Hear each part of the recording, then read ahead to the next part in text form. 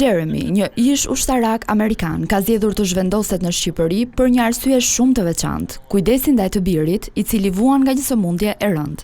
Ai thotë se ka gjetur këtu një vend më të përballueshëm për jetesë e një komunitet mikpritës.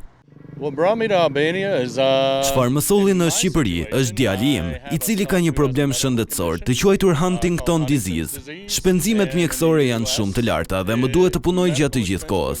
Unë jam ish ushtarak dhe kam një pension, kështu që të jetoj këtu më ndihmon ta përballoj mjetesën dhe të fokusohemi tek kujdesi mjekësor I djalit tim.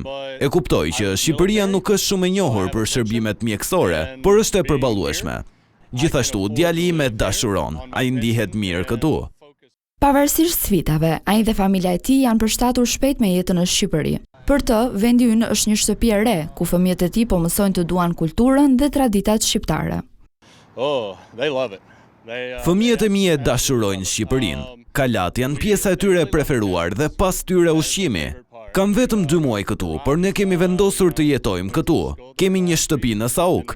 Përveç se është integruar me stilin e ri të jetesës, ai ndjek pasionin e tij duke dokumentuar përvojën në Shqipëri përmes videove me dron, për t'u treguar miqve bukurinë e këtij vendi ende të panjohur për shumë amerikanë.